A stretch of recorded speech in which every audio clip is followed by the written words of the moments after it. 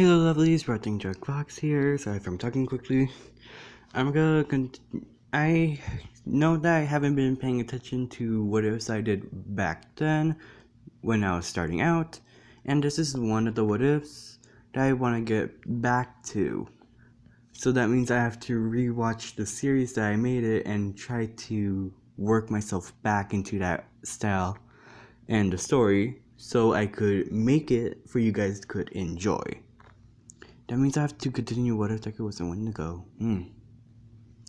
Okay, so basically where I left off is where Deku, All Might, Mirio, and Gran Torino, Stornada are there talking. Well, All Might's trying to talk to Deku, but Deku remembers how All Might crushed his dream, so All Might, you fucked up.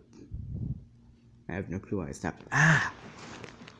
Okay, so basically Deku does continue working on his physical strength because he wants to get into UA, but knows that if whatever happened, because remember, he does not know, well, kind of, as Deku explained, as I said previously, he explained to All Might, Mirio, and Zornada. I have no clue why I want to continue saying Gran Torino.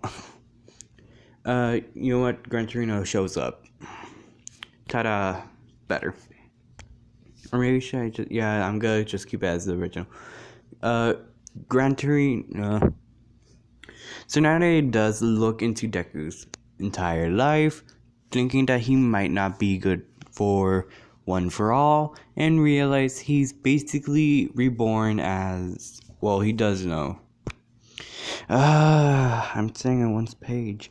So Deku continues cleaning the beach as Mirio and Tsunade ask if they could help a bit, while All Might tries to figure out a way to apologize to Deku for what he said to him on the building. And Tsunade said, "Can Mirio help in any way? This could be good training, and you could learn from each other." And so Midoriya does say sure, but hold on, I have to take these off first because they're being a bit uncomfortable at the moment. As Deku lifts up his sleeves, well, he's not wearing any sleeves, he's wearing a sleeveless shirt. So he removes the weights that is on his wrist and ankles, and then takes off the... I forgot. It's like a chest plate, but it's also a weight. Yeah, so Deku does take that off. Oh wait, no, it's a weighted chest plate. I hope I'm saying that right. As Deku said, okay, if we're gonna work together on cleaning the beach, we have to do a couple of sparring, and because of all this trash around us, if we hit each other or dodge the attack and hit something in the background, the beach will not be injured or any way. The trash will get destroyed easier, for we can move it around. That's what basically Deku said.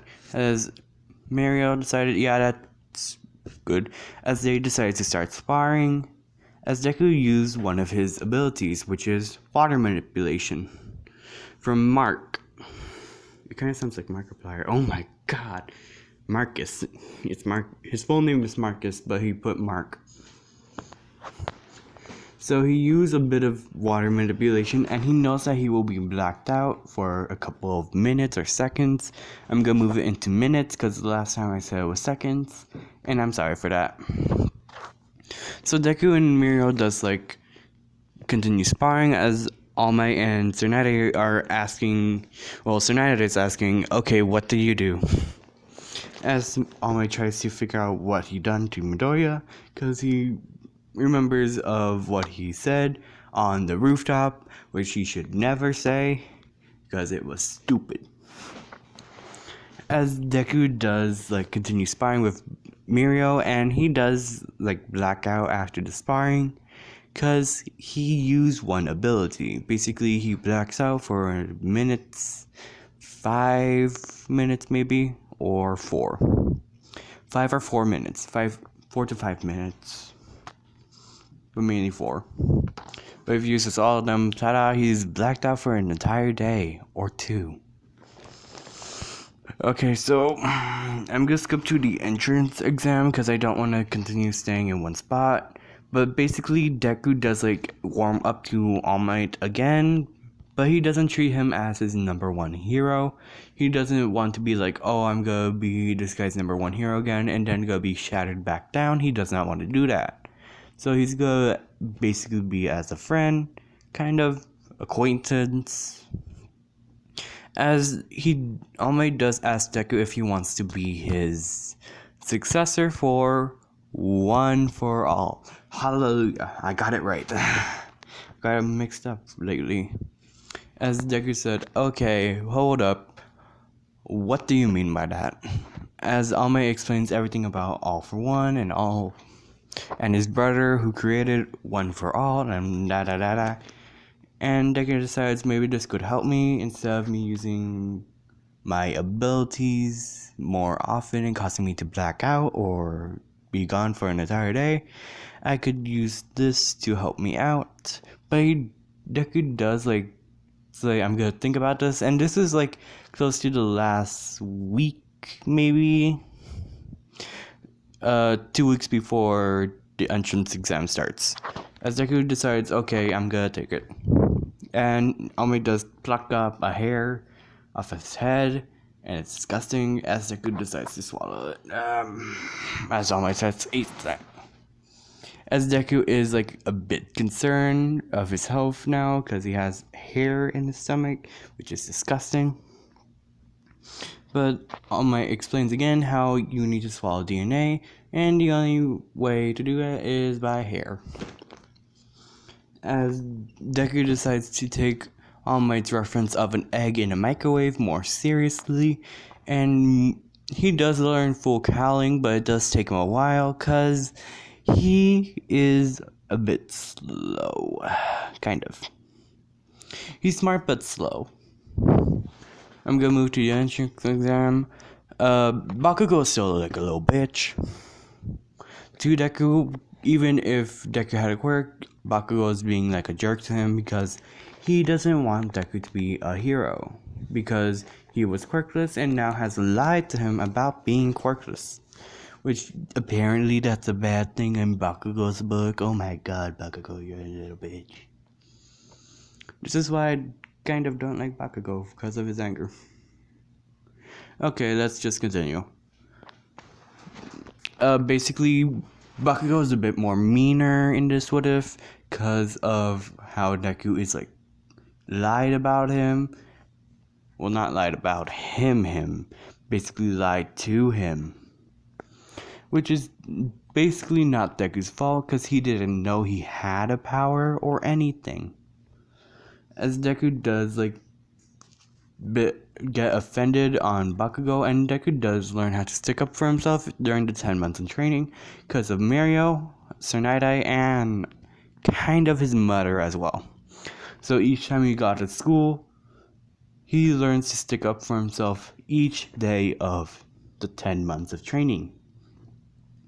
So he trained, stuck up for himself, and literally fought back against Bakugo and his bullies, which is okay in my book. So Deku is walking through the gates of UA as he's a bit nervous, and he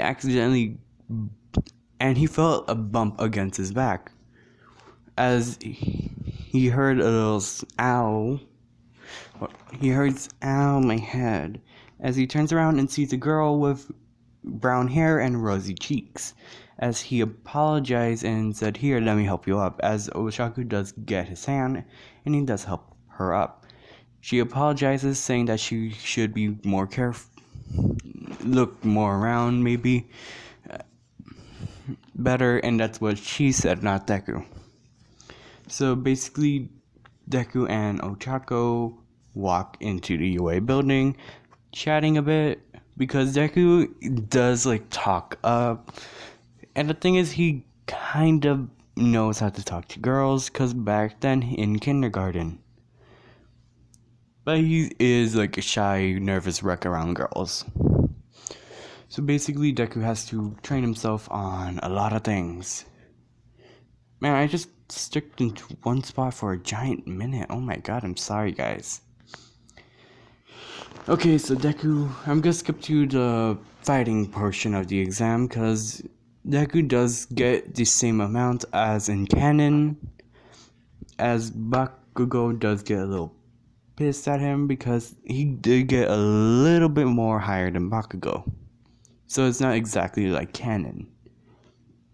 But the exciting part is the 0-pointers, 3-pointers, and 1-pointers, and 2-pointers, and 0. Wait, I just said 0. Okay, so basically Deku is like starting to stretch and lifts off his sleeves because he's wearing like a jumpsuit that his mother bought for him, which is pretty sweet. Number 1 trophy goes to Mama Midoriya. I respect you. Okay, so basically Deku takes off the takes off the weights off of his wrist, ankles, and takes off the weighted shoulder plate that he's wearing and puts it like aside on the entrance for he could pick them up later for he could wear them back on. As Deku like starts stretching even more, like getting more flexible, and people are like a bit concerned because he looks very flexible. He turned his body his torso very much around, close to where the point where it could have snapped in half and Deku would have died by stretching before he got into the entrance exam, which would have sucked. But Deku is like careful with his body, and because of the attacks and bullies, like the physical attacks that the bullies at his school did to his body did help him out because he does have like very much flexibility towards his body, so he could twist his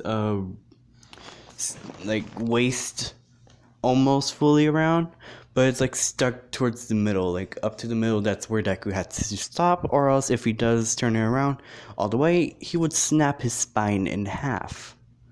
So Deku like starts stretching even more as people are like a bit concerned. Sorry, I'm staying in one spot. As Deku like gets closer to the entrance and Ida stops him, saying that you're gonna go talk to the girl over there. As Deku said, who? As he points to Uraraka, and he said, oh, I didn't even know she was here. As Ida kind of gets confused, like thinking, oh, you must be lying. And Deku said, no, I literally did not know she was here, and I don't know even you. Oh, dear lord. As Ida does apologize, saying that you must be like very concerned for other people, maybe. As Deku said, I am concerned for other people, that's why I'm getting up to the front, because if someone does get hurt, I am way more aware and could go help them even faster if they are hurt or injured. Basically, that's a lie, kind of, because Deku is going to the front because he needs to get more points.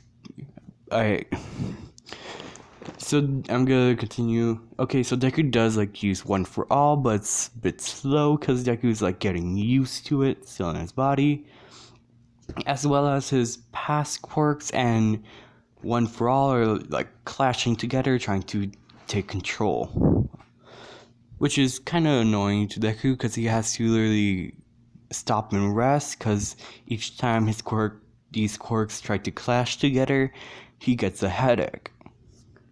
So it does cause Deku pain, and he does like try to cut it out, but it hurts a lot. Oh no, I have to stop it right here. I'm sorry guys, I have to leave it on a cliffhanger.